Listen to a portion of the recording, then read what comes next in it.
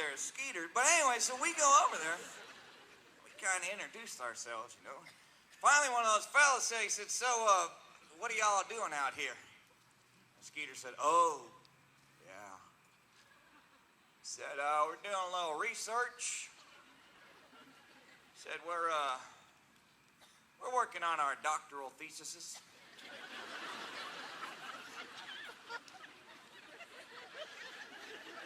Those fellas said, what are you studying? I gotta tell you, I was just as interested as those fellas were to find out what we were studying. Skeeter said, oh, yeah. He said, we're studying supernatural bovine theology.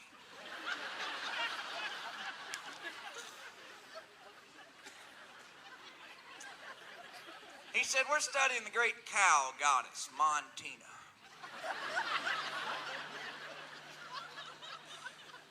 They said, we ain't never heard of Montina. I said, sure you have. They named the whole state after her.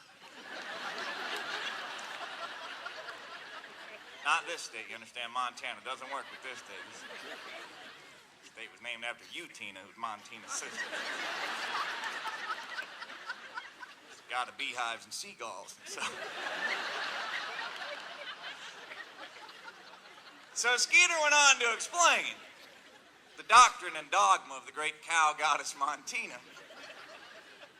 He said, in the beginning was the herd. You know what? You laughed at it. You're just encouraging him, so just, He said in the beginning was the herd, and the herd was good, and Montina was up in the heavens, and she decided to be creative that day, so she got out her frying pan with the wooden handle to take off. It was heavy even for Montina to lift. Because she had those hooves, right? I mean, she was omnipotent, but she still had hooves, and that limits your omnipotence, so...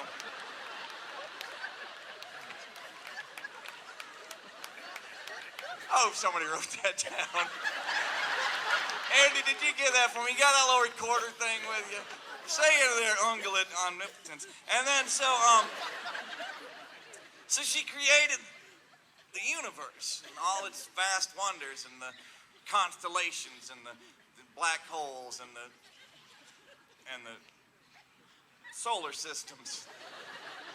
Little things that spin around other stuff.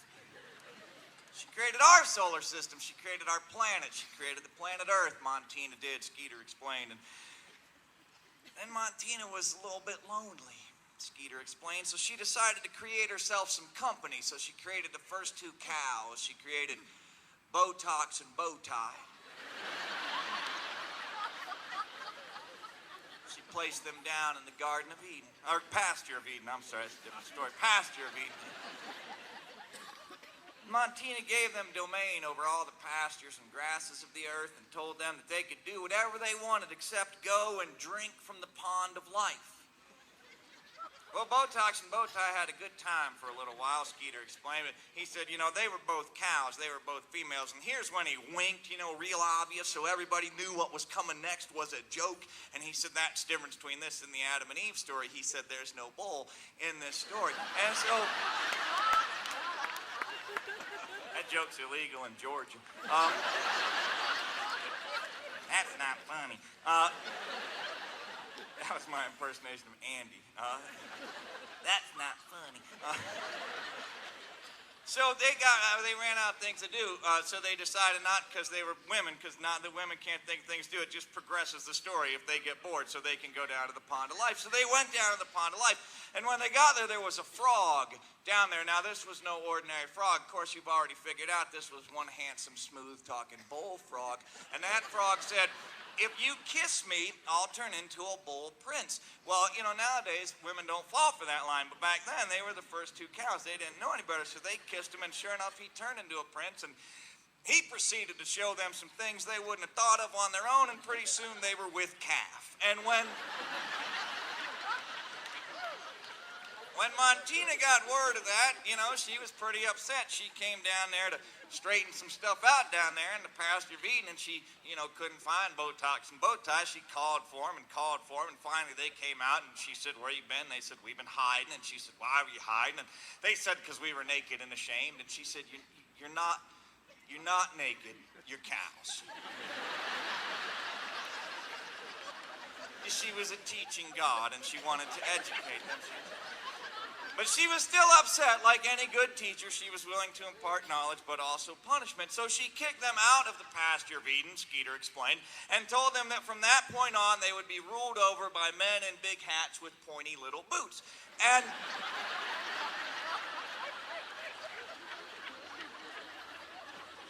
at that point, Skeeter concluded his story about Montina.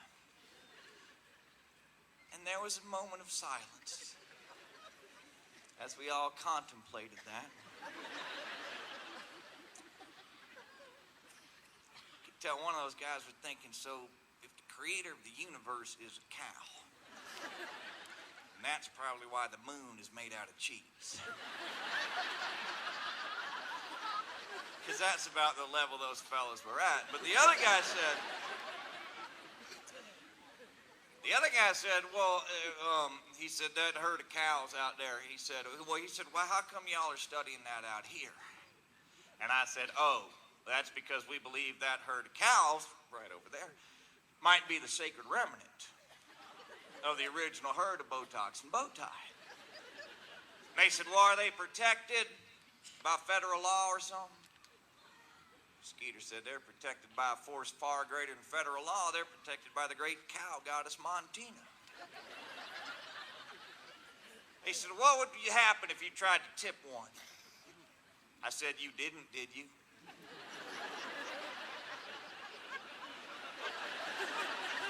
They said, no. Well, we might have.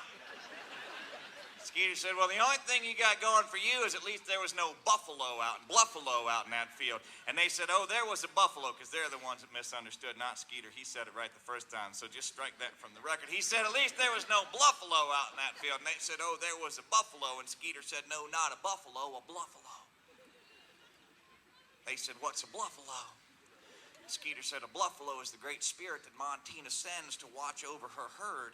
He's a great protector. He said, there wasn't a buffalo out in that field. And they said, I think there was. And Skeeter said, you didn't try and tip him, did you? And they said, yeah, we might have. Skeeter said, then you're in a lot of trouble, because the buffalo is a great believer in the doctrine of an eye for an eye and a hoof for a hoof. And if you try to tip the buffalo is going to try and tip you. And you don't want to be tipped by a buffalo. It's like being tipped by a school bus. It'll knock you right out of your conference. You won't even know who you are. So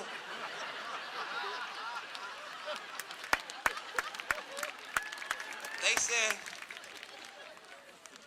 what do we do? They said, we tried to tip him. Skeeter said, well, it's fortunate for you that the buffalo happens to be my direct line of research. I mean, that was fortunate. He said, if you do exactly what I say, I think I can save you. He said, I can feel the buffalo. She's a-coming, he's a-coming, y'all are in trouble, but I tell you what to do. You go in your camper, you lock the door, you shut it, you lock it, whatever order you want to do it. Then you draw the blinds and you close the blinds, you turn off the lights, you lay down in your beds, you assume the prone defense. Now, the prone defense isn't a defense you hear a lot about. You don't see a lot of football coaches and basketball coaches running up and down the sidelines yelling, go prone, go prone. It's more of a self-defense mechanism, but we figured them fellas had been just deep enough in that cooler that if they lay down, they'd go to sleep. So they jumped up and started running towards that RV. And I said, no matter what you do, no matter what you hear, no matter what you smell, don't come out of the camper. And they jumped in that camper, and the door shut and locked, and the blinds came down and turned, and the lights went off, and boom. Skeeter and I went back over to our campsite and sat down for about 40 minutes. Giving them fellas time to go to sleep. After a little while, we got up and we walked over there. I put my ear up the side of that camper. Hear them fellas in there snoring. I wanted to make sure they weren't faking it. So I made a couple of bluff-a-low noises. I was like, ugh. I used to think a buffalo sounded like this. But we were just up in Yellowstone, and we found out the buffalo sound like this. So now I got a little receipt on my desk for doing my taxes. I can write off the whole trip to Yellowstone because I know what a buffalo sounds like now. A lot of spit. They put their eye right up next to your car.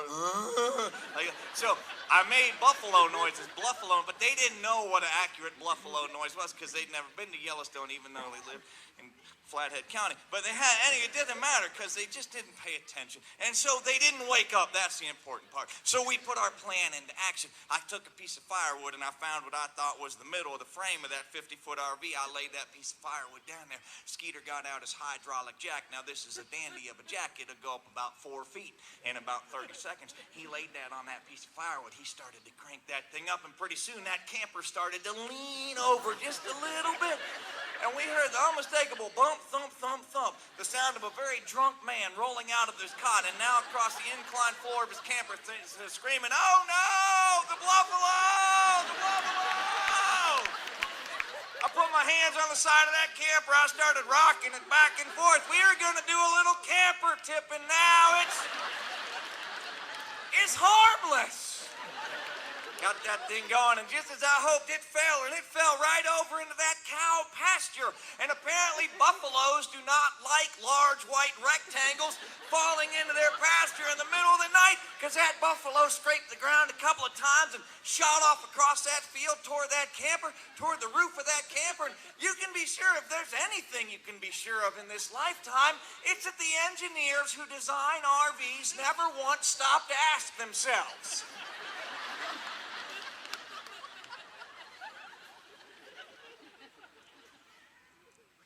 how are we going to buffalo-proof the roof of that RV?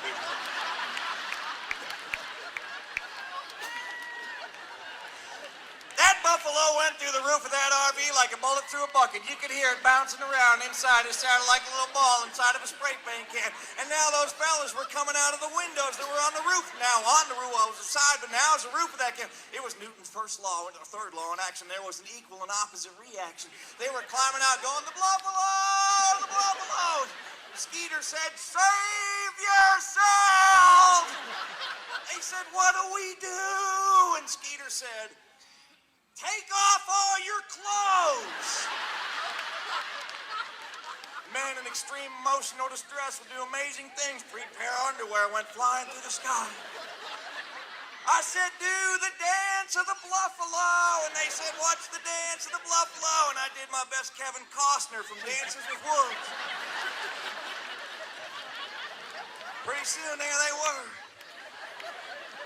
And even in the middle of nowhere, Montana, it does not take long for the authorities to get wind of that sort of situation.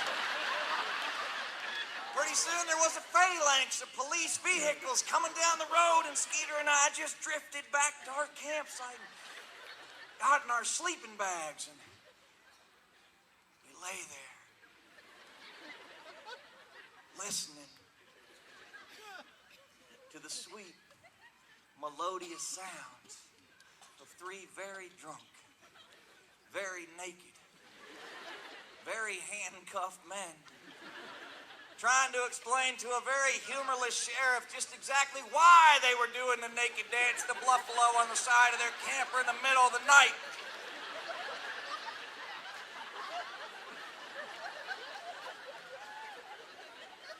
I leaned over to Skeeter. I said, "That's a pretty good plan." He said, "Yeah."